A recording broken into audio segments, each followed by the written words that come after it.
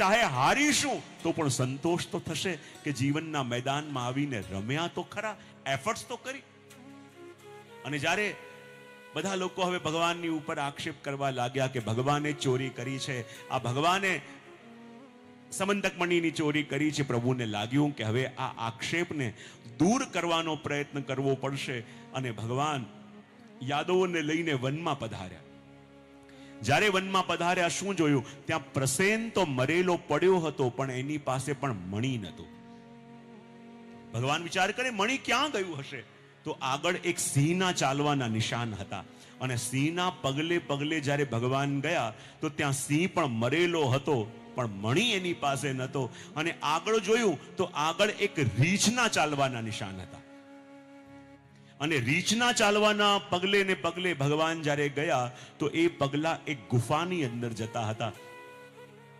ભગવાને યાદવોને બહાર ઉભા રાખ્યા અને પોતે જ્યારે ગુફામાં ગયા, એ ગુફા હતી જામવાનજીની. અને ત્યાં એક કન્યા એ મણી લઈને રમતી હતી. અને જ્યાં ભગવાનને જોયા એને લાગ્યું કોઈ અજાણ્યા વ્યક્તિએ ગુફામાં આક્રમણ કર્યું છે. એ ચીસો પાડવા લાગી. અને જ્યાં ચીસો પાડવા લાગી જામવાનજીને લાગ્યું કે મારી ગુફામાં કોઈ આક્રમણ કર્યું છે. અને જાણી ન શક્યા કે આજે મારા આંગણે જે આવ્યા છે એ બીજા કોઈ નહીં પણ મારા સ્વામી રામ છે.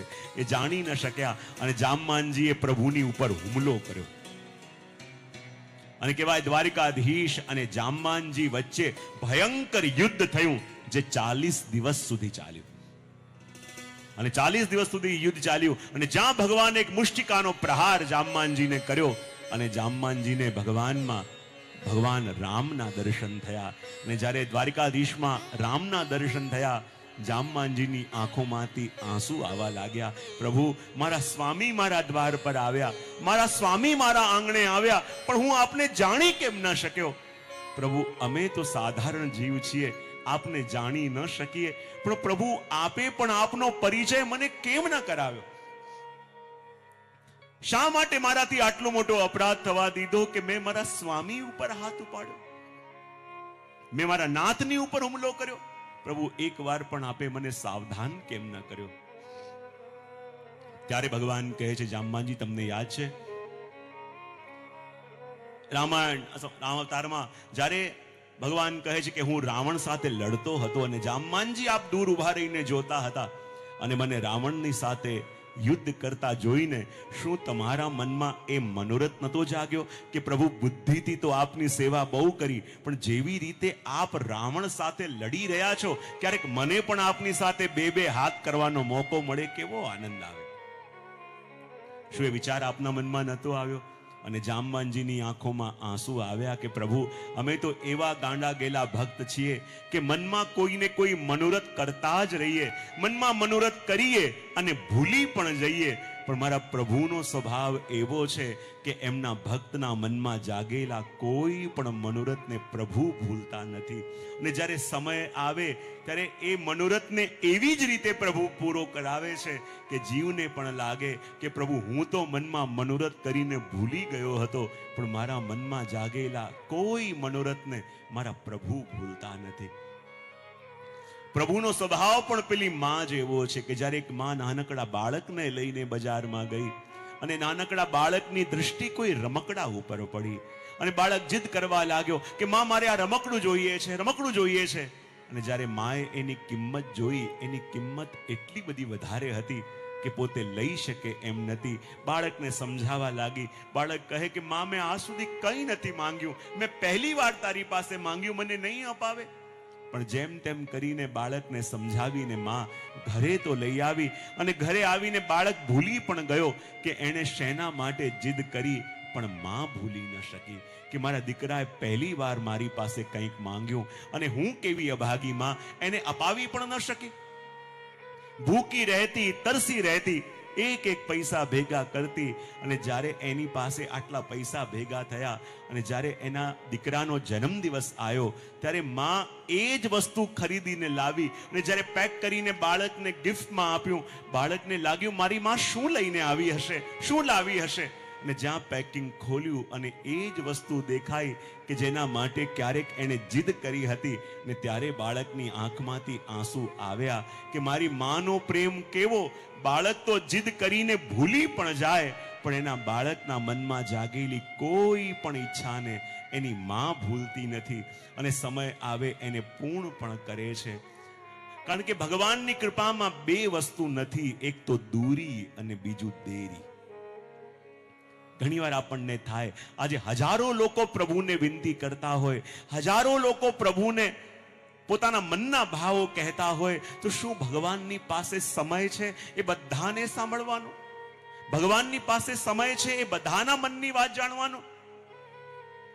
પેલો પ્રસંગ આવે છે ને ડોક્ટર માર્કનો, પ્રસિદ્ધ પ્રસંગ છે કે જેણે અમેરિકાની અંદર કેન્સર ઉપર બહુ મોટી રિસર્ચ કરી અને એ ડોક્ટર માર્ક જેણે જીવનના 25 વર્ષ કેન્સરના રિસર્ચ માટે આપ્યા અને એક દિવસ યુએસ ગવર્મેન્ટનો લેટર એના હાથમાં આવ્યો કે તમારા આ માનવના કલ્યાણ માટેના યોગદાનને કારણે અમે બહુ પ્રસન્ન થયા છીએ અને તમને આ દિવસે આ સિટીમાં યુએસ પ્રેસિડેન્ટના હાથે તમને આ એવોર્ડ આપવામાં આવશે.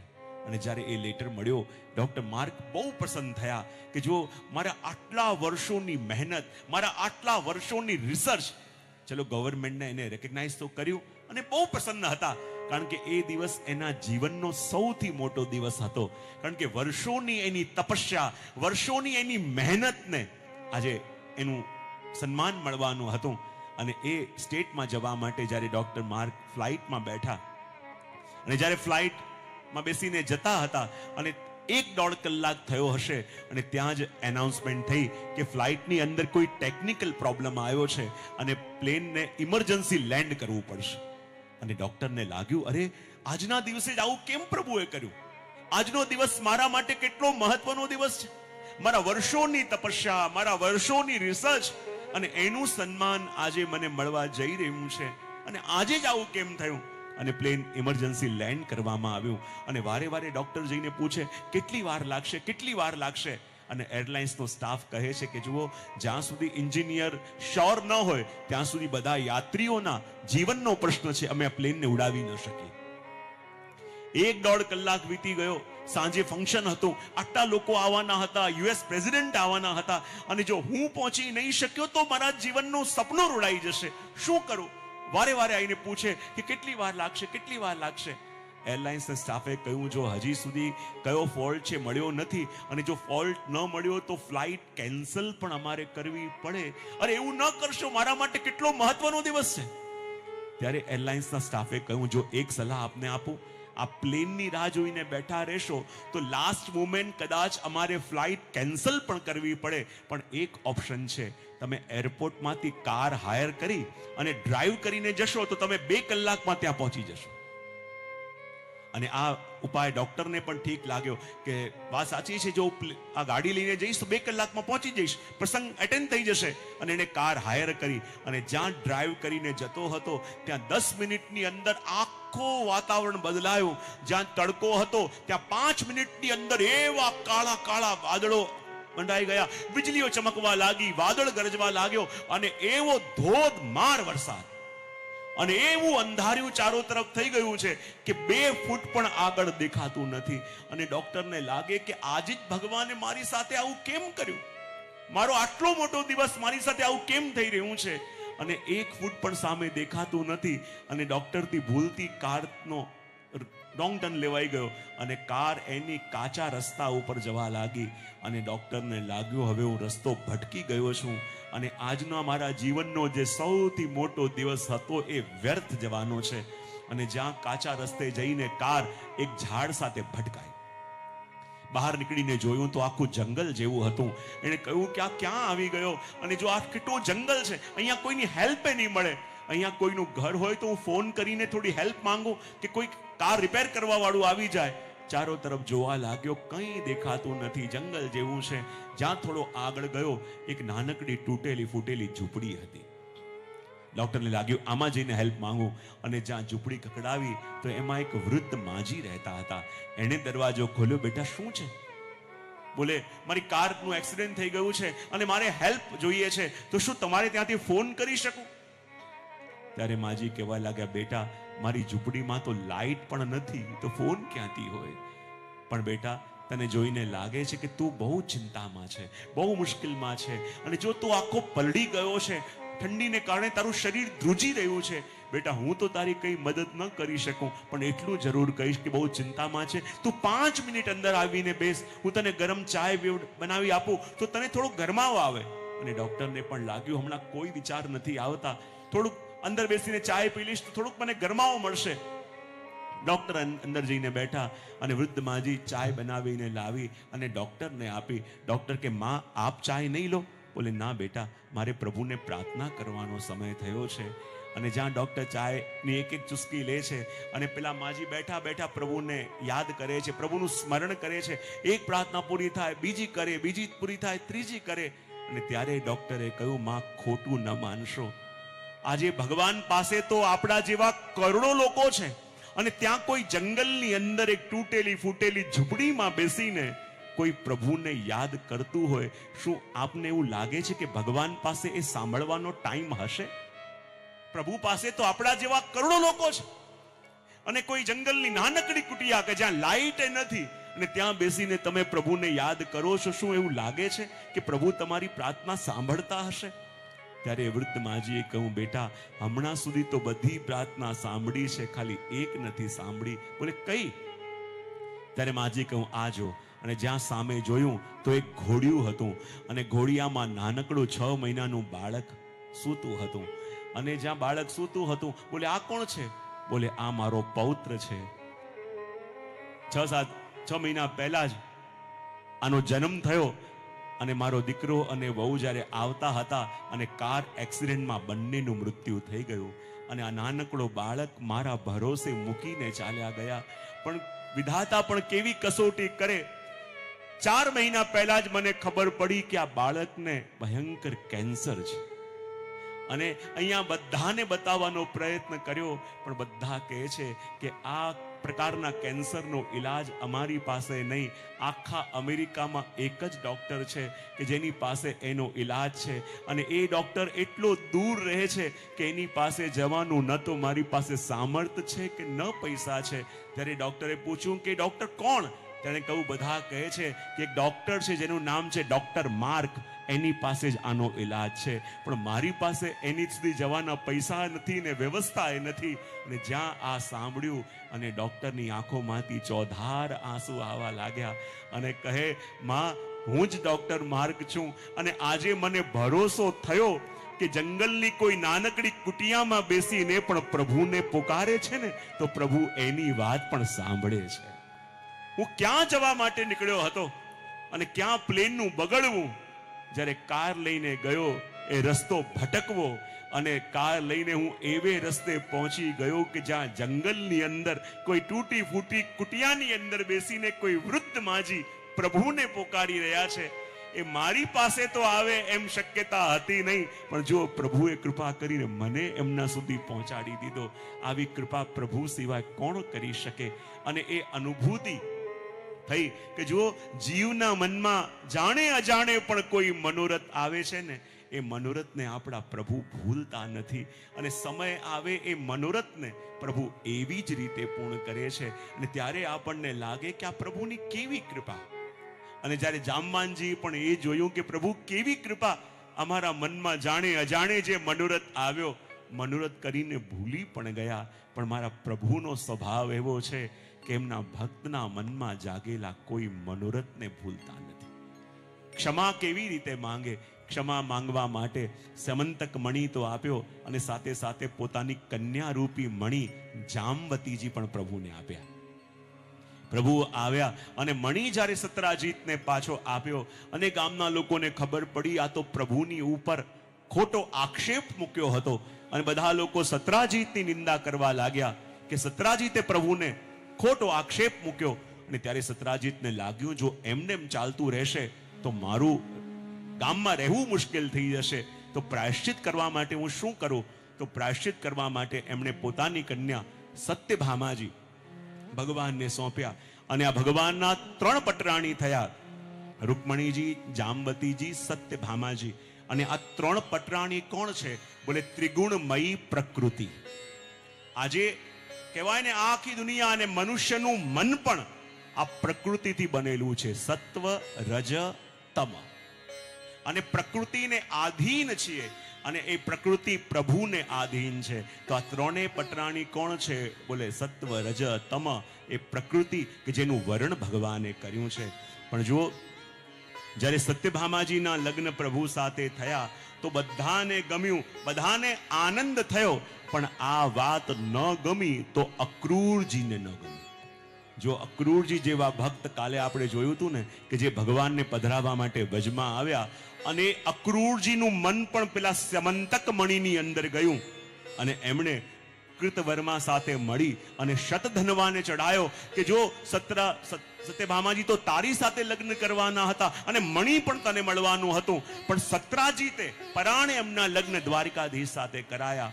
અને જે વખતે ભગવાન હસ્તિનાપુર ગયા હતા, અને એ વખતે શતધનવાએ આવીને ભગવાનના સસુર સત્રાજીતનો વધ કરી દીધો. મણી લઈ તો લીધું, પણ પછી ખબર પડી કે આ તો ભગવાનના સસુર છે, અને આમને મેં માર્યા છે તો ભગવાન મને છોડશે નહીં, તો કરું શું? એ મણી લઈને અક્રૂરજીને આપ્યું કે આ મણી આપ સાચું. અને અક્રૂરજી મણી લઈને ગયા કાશીમાં, અને જે સોનું આવે એનાથી મંદિરોનો જીર્ણોદ્ધાર કરાવવા લાગ્યા. અને જ્યારે ભગવાનને આ વાતની ખબર પડી કે આ બધું કાવતરું અને આ બધું ષડયંત્ર કરવાવાળા કોણ છે, ત્યારે પ્રભુને ખબર પડી કે આ ષડયંત્ર કરવાવાળા અક્રૂરજી છે. અને અક્રૂરજી જેવા ભક્તની બુદ્ધિ બગડી, પ્રભુને દુઃખ પણ થયું. પણ કહેવાય, અક્રૂરજી જેવા ભક્તની બુદ્ધિ કેમ બગડી? શ્રીધર સ્વામી એમ કહે છે કે અક્રૂરજી જેવા ભક્તની બુદ્ધિ પણ કેમ બગડી કે જ્યારે એ વ્રજમાં પ્રભુને લેવા માટે ગયા, ગોપીઓ રડતી રહી, તડપતી રહી, અને એમની વચ્ચેથી જ્યારે પ્રભુને લઈ ગયા તો એમ કહેવાય છે ગોપીઓની હાય અક્રૂરજીને લાગી અને એમની બુદ્ધિ બગડી. અને મહાપ્રભુજી એમ કહે છે કે અક્રૂરજી જેવા ભક્તની બુદ્ધિ પણ બગડી સંગ દોષને કારણે. શેને કારણે? શેને કારણે? જો જીવનમાં, હું હંમેશા કહું, આપણે જે પણ છીએ ને એ આપણે કેવા સર્કલમાં અને કેવા સંગમાં છીએ એને આધારે છીએ. ચાહે સફળ છીએ, ચાહે અસફળ છીએ, ચાહે સુખી છીએ, ચાહે દુખી છીએ, આપણું સર્કલ જેવું છે એવા આપણે છીએ. જેવા લોકોના સંગમાં છીએ એવા આપણે છીએ. ઘણી વાર નહીં, આપણા ક્લાસની અંદર કોઈ છોકરાના માર્ક ઓછા આવતા હોય અને ટીચર ખાલી એટલું જ કરે, એની જગ્યા ચેન્જ કરાવે અને હોશિયાર વિદ્યાર્થીઓ સાથે બેસાડી દે, તો 3 મહિનામાં એના રિઝલ્ટમાં ફરક પડવા લાગે કે નહીં? હા, ખાલી સંગ બદલાયો, અને સંગ બદલાતાની સાથે જ એના જીવનમાં ફરક પડવા લાગે. અને કહેવાય, જીવનમાં સત્સંગનો રંગ ચઢાવવા માટે વર્ષો લાગે છે, પણ દુસ્સંગનો રંગ ચડવા માટે એક ક્ષણ કાફી છે. ગમે તેવું સારું દૂધ બનાવ્યું હોય, પણ એમાં લીંબુનું એક ટીપું પડે તો એ દૂધને વગાડવા માટે પર્યાપ્ત છે. અને કોઈ ખોટા વ્યક્તિનો એક ક્ષણ માટે સંગ થાય ને, એનો પ્રભાવ મનમાં આયા વિના રહે નહીં. અને આ સંગ દોષથી અક્રૂરજી જેવા ભક્તની બુદ્ધિ બગડી. અને ભગવાન કે એ ખોટા નથી, પણ ખોટા સંગને કારણે એમની બુદ્ધિ બગડી છે. જો હું બધાને કહી દઈશ કે આ ષડયંત્ર કરવાવાળા અક્રૂરજી છે, તો અક્રૂરજી જેવા ભક્તની કીર્તિ ખંડિત થશે. અને અક્રૂરજી જેવા ભક્તની કીર્તિ ખંડિત થાય એ મને પણ ન ગમે, તો શું કરું? એમણે એક યુક્તિ કરી, એવી લીલા કરી કે દ્વારિકામાં ભયંકર દુષ્કાળ પડ્યો. પાણીના એક એક ટીપા માટે લોકો તરસવા લાગ્યા. એટલે બધા લોકો કહે કે પ્રભુ પાણી કેવી રીતે મળે?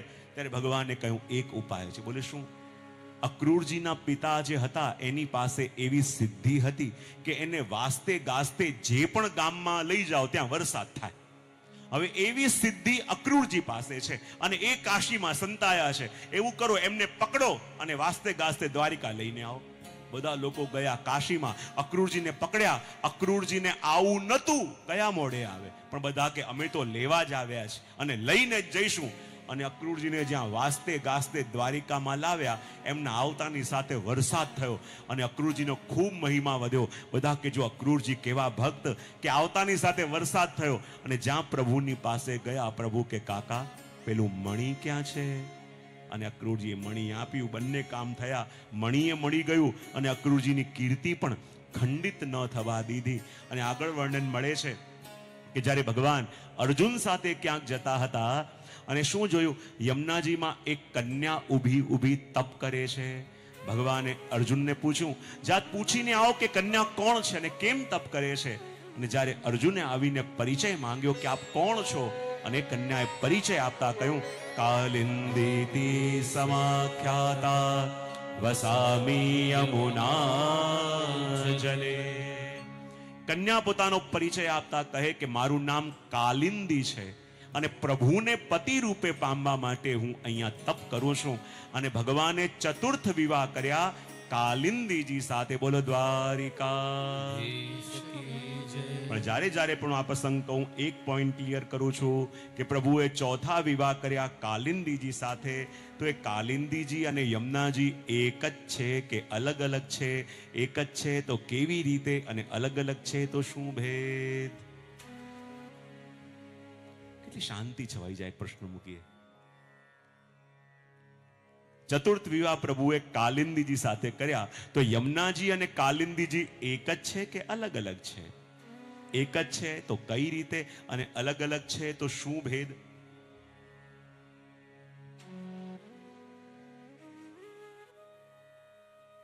બાજુવાળાને પૂછવું હોય તો છૂટ છે.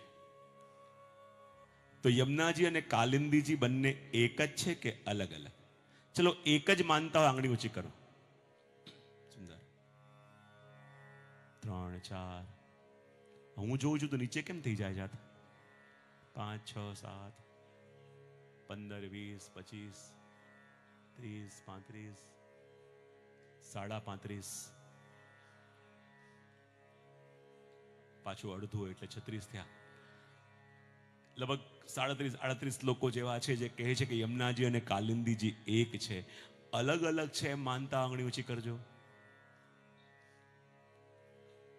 લગભગ 50-60 જેવા લોકો છે જે કહે છે કે યમુનાજી અને કાલિંદીજી બંને અલગ અલગ છે. તો 35-40 જેવા એમ કહે છે કે એક છે. 50-60 જેવા કહે છે કે અલગ અલગ છે. આ બાકી બધાનું શું? જે પણ આન્સર આવે, અમે તો આ જ કહેવાના હતા, પણ ક્યાં બધાની સામે બોલવું, ક્યાં આમ શો ઓફ કરવું? તો યમુનાજી અને કાલિંદીજી બંને એક જ નથી. યમુનાજી અને કાલિંદીજી બંને એક નથી, બંને અલગ અલગ છે. યમુનાજી ઠાકોરજીના ચતુર્થ પ્રિયા છે અને કાલિંદીજી ઠાકોરજીના ચતુર્થ પટરાણી છે.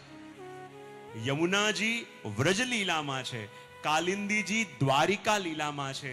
જોવા જઈએ તો યમુનાજીનું પ્રાગટ્ય પણ સૂર્યમાંથી અને કાલિંદીજીનું પ્રાગટ્ય પણ સૂર્યમાંથી. કાલિંદીજીનું પ્રાગટ્ય આ ભૌતિક સૂર્યમાંથી અને યમુનાજીનું પ્રાગટ્ય સૂર્યના મધ્યમાં બિરાજેલા નારાયણના હૃદયમાંથી. અને એટલા માટે જ્યારે ભૌતિક સૂર્યને 2 બાળક થયા, યમ અને યમી, અને એમાં યમી એટલે કાલિંદીજી. તો યમુનાજી અને કાલિંદીજી બંને એક નથી, પણ બંને અલગ અલગ છે. કાલિંદીજી ઠાકોરજીના ચતુર્થ પટરાણી છે અને યમુનાજી એ ઠાકોરજીના ચતુર્થ પ્રિયા છે.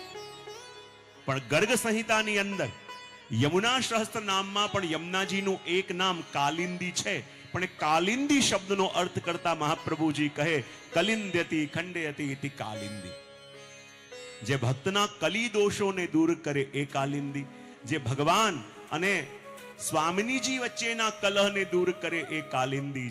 અને જે ભક્ત અને ભગવાનના કલહને દૂર કરે એ કાલિંદીજી. પણ યમુનાજી અને કાલિંદીજી બંને એક નથી, પણ બંને અલગ અલગ છે. વાત કરી અને આગળ ભગવાનના વિવાહ થયા મિત્રવિંદાજી સાથે, સત્યાજી સાથે, લક્ષ્મણાજી સાથે, ભદ્રાજી સાથે. બોલો દ્વારિકા. અને આ ભગવાનની અષ્ટપટરાણી થઈ. અને આ અષ્ટપટરાણી કોણ છે? આ અષ્ટપટરાણી બીજું કોઈ નહીં પણ અષ્ટધા પ્રકૃતિ છે, જેનું વર્ણ સદા ભગવાન કરે છે. અને આગળ પ્રશ્ન પૂછાયો કે કૃપા કરીને બતાવો, અમે એવું સાંભળ્યું છે કે ભગવાનના લગ્ન, ભગવાને એક સાથે 16,000 કન્યાઓ સાથે લગ્ન કર્યા. અમુક જગ્યાએ 16,100 ક્રમ પણ આવે, પણ મહાપ્રભુજી 16,000 નો ક્રમ સ્વીકારે છે. કૃપા કરીને બતાવો 16,000 કન્યાઓ સાથે પ્રભુએ લગ્ન કેવી રીતે કર્યા? તો કહેવાય કે જે નરકાસુર હતો એ નરકાસુરે આ 16,000 કન્યાઓને પોતાને ત્યાં કેદ કરીને રાખી હતી અને એની એવી ઈચ્છા હતી કે આ સંખ્યા 1 લાખ થાય ત્યારે લગ્ન કરશે. અને આ 16,000 કન્યાઓ ક્યાંય પ્રભુને મળવા જઈ ન શકે એટલા માટે પહેરો ભરવા માટે એણે મૂર નામના દૈત્યને રાખ્યો હતો. અને જ્યારે 16,000 કન્યાઓએ પ્રભુને વિનંતી કરી અને ત્યારે પ્રભુ એમની રક્ષા કરવા માટે આવ્યા, પણ સત્યભામાજીને સાથે લઈને આવ્યા. કોને સાથે લઈને આવ્યા?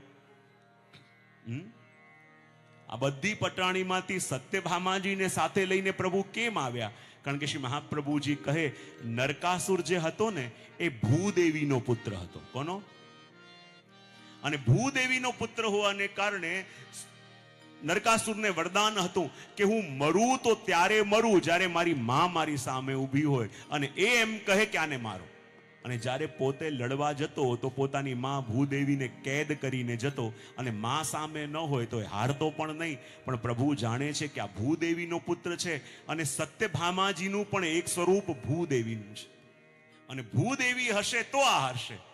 અને ગરુડજી ઉપર સત્યભામાજીને લઈને ભગવાન આવ્યા. સૌથી પહેલા મૂર નામના દૈત્યને માર્યો અને ભગવાન મુરારી કહેવાયા. અને આ મૂર નામનો દૈત્ય શું છે? દૈત્ય પંચશિરા જલાદ, જેના 5 માથા છે: કામ, ક્રોધ, મોહ, મદ અને મત્સર. અને આ 5 માથા વાળા દૈત્યનું કામ શું? ભક્તને ભગવાનને મળવા ન દે. ભક્તને ભગવાનને મળવા ન દે એ કામ આ મૂર નામના દૈત્યનું છે. એટલે તો કહેવાય કે મૂરને ત્યાંથી તો માર્યો પણ મર્યો નહીં, આપણી અંદર આવીને સંતાયો છે. અને આપણી અંદર આવીને કોણ સંતાયું છે? એ મૂર નામનો દૈત્ય કે જેના 5 માથા છે અને એનું કામ શું? ભક્તને ભગવાનને મળવા ન દે. જે ક્ષણે અંદર બેસેલા મૂરને લાગે કે હવે આનો તાર પ્રભુ સાથે જોડાવાની તૈયારીમાં છે, તો અંદર રહેલો મૂર ક્યારેક ક્રોધ નામનું માથું ઊંચું કરે, ક્યારેક દ્વેષ નામનું માથું ઊંચું કરે, ક્યારેક ઈર્ષા નામનું માથું ઊંચું કરે અને આપણો પ્રભુથી અંતર પાછો વધી જાય.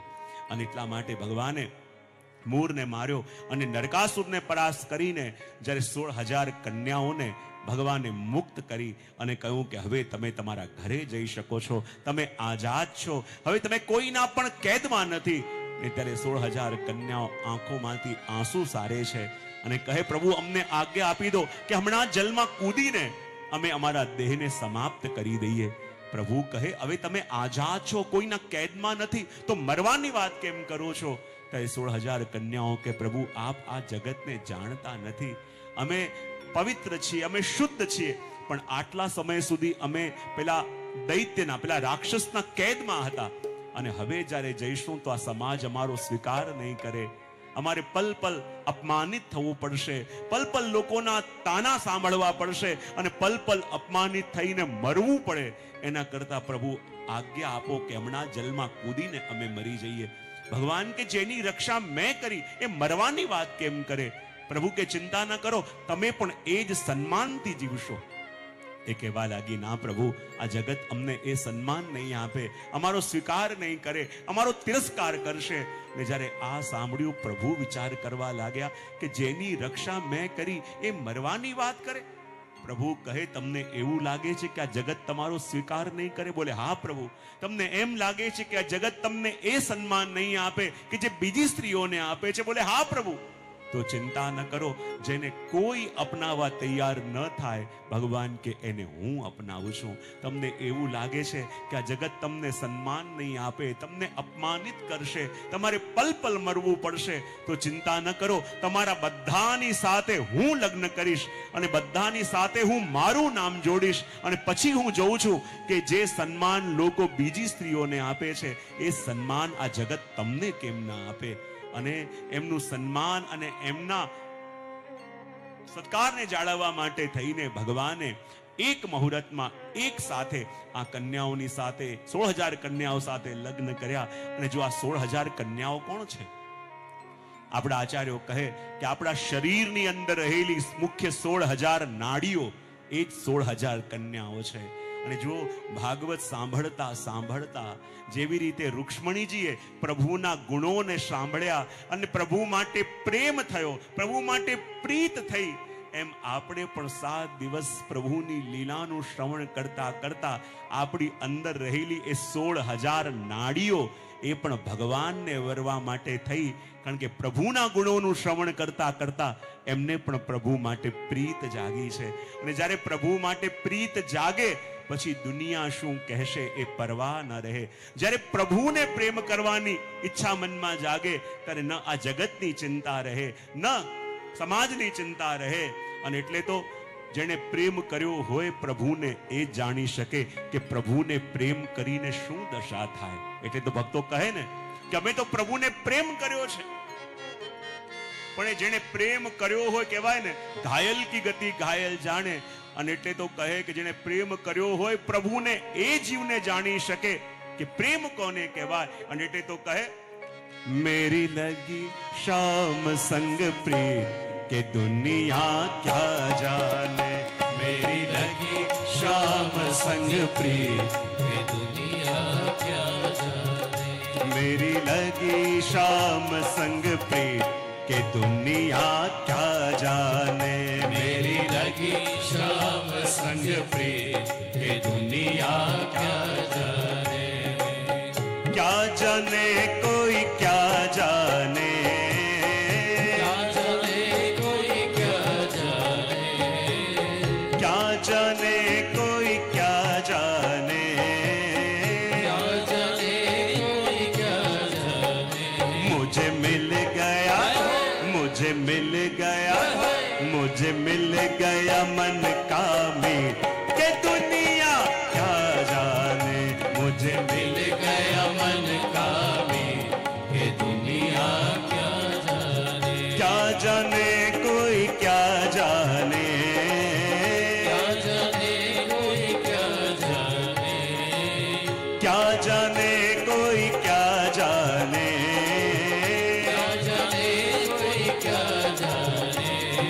लगी शाम संग प्रिय के दुनिया क्या जाने. मेरी लगी शाम संग प्रिय के दुनिया क्या जाने. जय हो. झूमते हुए એ તો જેને પ્રભુ સાથે પ્રેમ થયો છે એ જ જાણી શકે કે આ પ્રેમની ગતિ શું છે. કયું પ્રેમ થયો તો કેવી રીતે.